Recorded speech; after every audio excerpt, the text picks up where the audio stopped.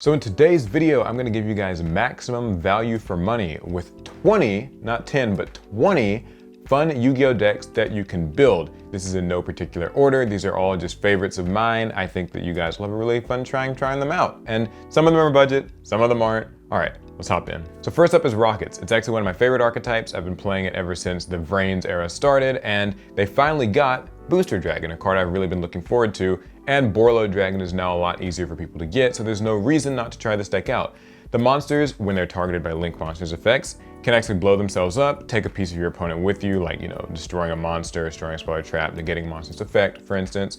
And then, in the end of the turn, they're gonna summon a new rocket out to your field. They really have some good cards like Squib Draw, they've got good cards like Quick Launch that can actually get draw power or get free rockets for you, and the recurring advantage really adds up over time.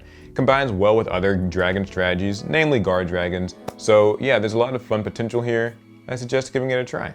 Next up is Dragunities. So this actually got support last year, and Dragunities are kind of an old fan favorite. Now that Dragon Ravine is at 3, this deck can actually do a lot of things. It's really consistent. It uses tuner monsters that equip to your dragon monsters like Ducks and Sonatus, and then the tuner monsters can summon themselves from the equip spell zone, and then they synchronize. So you're able to make things like Vajrayana. You can make a lot of dragon synchro monsters kind of at will. Stardust Dragon used to be the big thing, but honestly I think this deck does a great job when it's making things like Crystal Wing. And yeah, it's a really simple, effective deck, pretty beginner friendly, very easy to get the cards, worth a shot. Next is Noble Knights. So this is an old fan favorite warrior deck known for its equip spells. You basically make Xyz monsters, you equip them with a lot of annoying Noble Arms equip spells, and then your opponent has to just deal with that. They have to get rid of a huge monster that can't be targeted and can't be destroyed. It recently got some great support though, thanks to a hand trap in the form of Morgan, thanks to a Rhoda with Heritage of the Chalice, and now that Isolde has been reprinted and isn't really as popular in the metagame, you can even get your hands on that really easily, which improves the deck's consistency and extends its plays quite a lot. Next is Dark Lords. So this is something that actually came out a few years back, but Dark Lords are really unique because they have a lot of monsters that are high-level dark fairies, and they've got spell and trap cards that they can actually use from the graveyard.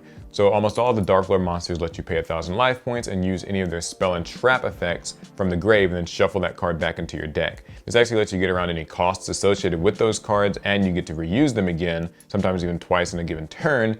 So yeah, this is fun. It plays a lot like a Blue Eyes deck, for instance, lots of draw power with things like Allure of Darkness, Trade In. Next is Metaphys. So these are worm monsters that actually get effects when they're banished. The deck can be a little bit slow because most of the effects trigger during the next standby phase after a banishing happens, but it's still a really fun strategy because when the monsters are special summoned by Metaphys effects, they get additional effects. They've even got a really useful field spell in Ace of Metaphys. They've got a removal trap, and even though Gold Sarcophagus went to 1, they did recently get support in the form of Aloof Lupine.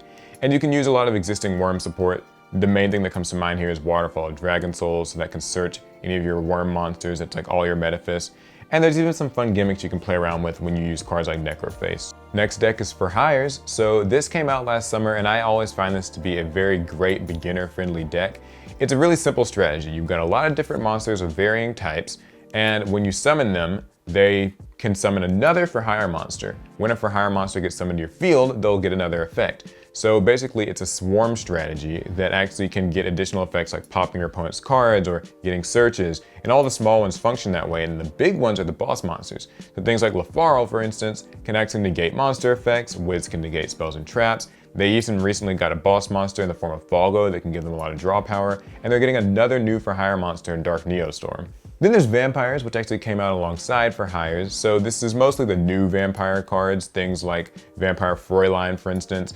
They don't really work as well with a lot of the old vampire stuff, but that's okay because the strategy still is great. You're able to get a lot of really easy searches. You're actually able to pay life points to activate their effects, which can get a little bit scary, but they have ways of regaining those life points, so generally okay. They've got Link monster support in the form of Vampire Sucker. They actually have Dampier Vampire Sheraton. It's a new Xyz monster that they can use. They can take control of opponents' monsters. You can even throw in the new cards like Ballard's Rock or Zombie World if you want to. Next is Necroz. So these all got recently reprinted in dual power, which is a really big deal because this deck was quite expensive before then. It's a ritual deck that's actually anti-meta deck centric, so if you don't like your opponent spamming Link monsters or any other extra deck things against you, then this deck works really well against it. But unlike other anti-meta strategies, it's not just your typical set lunch to traps and card demise and just play really slowly, it's still a really high octane deck. Very consistent with lots and lots of searches. It combines well with the new incantation monsters, and it even has powerful boss monsters like Trishula and Bryonic. Next up is Subterras. I really loved this deck from the start. It's a flip effect based deck. They recently got Subterra Guru, which supremely improves this deck's consistency. Now you can play this deck competitively and just use Guru control, which really is Guru and lots of hand traps like Fiendus. But if you're like me and you want to have a little bit more pure fun, I actually recommend trying out some of the behemoths. They can be a little bit cloggy and a little bit slow, but Guru can make them work. And thanks to things like Hidden City and Archer and even Nemesis Warrior, you can make really great use of those monsters anyway. Then we've got the Weather Painters. So these monsters really went under the radar, no one really remembered them, but they have continuous spell and trap cards that basically give effects to the monsters that these cards point to. It makes a T. And so the Weather Painter monsters gain effects that they can use by banishing themselves. It could be something like, bouncing a card to your opponent's hand when battles, for instance, something like that, or searching a new Weather Painter monster from your deck to your hand. Then in the next standby phase after they're banished, they return to the field. So as long as you get more and more of these spells and traps out in the field, you'll give more and more of your Weather Painter's effects that they can use and then continue to come back and gradually build field presence. Then there's Shiranui. So unlike vampires, this is an entirely different zombie strategy. These are fire monsters that focus mostly on making their synchros. Their synchros can gain a lot of attack, and they can banish the Shiranui monsters to get different effects. And all the Shiranui monsters have effects when they're banished. So like with Metaphys, this works really well with things like Gold Sarcophagus or even a Loof Lupine, and it works well with the existing zombie support. Vampire Sucker, for instance, comes to mind. There's a new Shiranui Link monster that they just got. You could combine it with Ballardrock or any other zombie supports that you want. Then there's Paleozoics. So these are trap monsters. They're not as good as something like maybe Altergeist in most people's eyes, but I think that they are more unique. They can make use of traps just like Altergeist can, and they can even use Trap Trick to see Paleozoic monsters or any other specific traps that they want to use. So the way that Paleozoics work is that whenever you use a trap, you can activate their effects to chain themselves like from the graveyard and come back. But even as standalone traps go, the Paleozoic monsters do have their own effects. They can, for instance, destroy spells and traps or banish cards in the field when you discard. And you can combine them with things like frogs to make stuff like Totally Awesome. Then there's Element Sabers, a deck that really unfortunately got forgotten about. It's a bunch of warrior monsters that can actually change their attributes in the graveyard. And by doing this, they make it really easy to summon the Elemental Lords. So that's things like Mulan Glacia, for instance, that's one of the more powerful ones. But you don't even have to summon just Elemental Lords. You can actually use this to make use of things like BLS or Dark Armed Dragon, for instance, to take specific attributes of things being in the graveyard. You can even use Chaos Dragon Levianeer. They've got a great field spell that gives them a lot of advantage, and Lapula Mana actually is a pseudo boss monster that can gain a lot of protections for your monsters. So it's a fun strategy. I don't think a lot of people think about it, but it's really easy to get, so you might as well give it a try. So next is Infinitrax. It's a machine archetype that just debuted in the aptly named Infinity Chasers. So these monsters focus on both Xyz and Links, and the Link monsters actually are made with Xyz monsters, which seems a little bit counterintuitive, except that you can actually summon the Xyz monsters out from the graveyard very easily. Now this deck combines really well with a lot of existing machine support. The Flying Pegasus Stampede card, for instance, and a lot of the train supports work really well here. You can use things like Platinum Gadget as well. The only downside, of course, is that some of the cards in this deck can be a little bit expensive. Speaking of the Infinity Chasers, there's also Witchcrafters. This is new and it's very popular. It's a spellcaster archetype that uses spell cards that can actually recycle themselves to the hand. So all of the small monsters basically have the ability to discard a spell from your hand and summon a new Witchcrafter from your deck.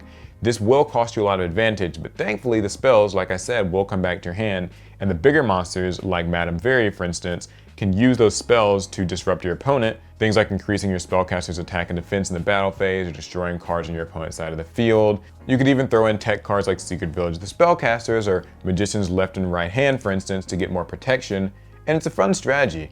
Unfortunately, it can get a little bit pricey with cards like Creation being on the upper end, but that's Konami's fault for short prints. And sure, why not? Let's talk about Evil Eyes. So Evil Eyes use the Evil Eye of Selene. It's an equip spell that you can equip to any of your Evil Eye monsters to make it unable to be destroyed, unable to be targeted, and whenever you use an Evil Eye effect, that monster will permanently gain 500 attack, though you will lose 500 life points. So the way this basically goes is you want to equip it to usually Surziel, he's the main Evil Eye monster, and it gives him an additional effect that lets him pop on your opponent's cards every turn, a special summon monster. So he gets bigger and bigger and bigger, you lose more and more life points, but after a while your opponent will be powerless to actually stop this huge Surgical that's attacking. It can pop things, it can't be targeted, it can't be destroyed. But like the other decks in Infinity Chasers, it can be a little bit pricey, so if you've got the money to spend, it's fun, but if not, you might want to look elsewhere. Then there's Predaplants, a deck I think a lot of people forget about too. It's a plant archetype, which means it can actually use Aromatherapy that recently came out in dual power. These put Predaplant counters on your opponent's monsters. The Predaplant counters make your opponent's monsters' levels go down to 1, which can cut into a lot of different combos, and you can remove those Predaplant counters or even sometimes tribute monsters with Predaplant counters on them to summon your Predaplant monsters and activate their effects. They've even got some really good fusion monsters that punish your opponent for special summoning. And yeah, it works great with existing, plant support. And if you thought that Predaplant Ultra Scorpio and Darling Cobra were good in other decks, imagine how good they could be in their own archetype. Then there's Prank Kids. So Prank Kids are a Link and Fusion hybrid deck, which makes them pretty unique in that way already, and they float a lot. So all the Prank Kids monsters, when they're used as Link or Fusion material, can summon 2 more Prank Kids from the deck, and they also have fun little effects attached, like gaining life points or burning your opponent. And all of their monsters actually have the ability to leave the field and summon more Prank Kids back or nuke your opponent's board. It's a great strategy, it's actually extremely consistent. The only problem is that you do have to run a lot of fusion spells sometimes, and those can get a bit bricky. It doesn't necessarily play too nicely with other archetypes, but the cards aren't very hard to get, and it has seen some tournament success. All right, so now there's Mech Knights. So Mech Knights came out last year, and these are actually a column-based deck. So you probably know about Mech Knight Blue Sky or Purple Nightfall, but all the Mech Knights actually work about the same way. If there are 2 or more cards within the same column, that can include you and your opponent's field, you're able to summon them into that column. Blue Sky, for instance, when it gets summoned, will search Mech Knight monsters equal to the number of opponent's cards in the column. So if they have a Link monster out and maybe a monster behind it, then you can summon your Blue Sky, get 2 monsters, which is great. And all of the Mech Knights have different effects that can get rid of your opponent's cards. Purple Nightfall can banish Mech Knights and get additional searches. They've got some really great support cards in the form of their spell and traps that can actually negate opponents' effects in the same columns as Mech Knights.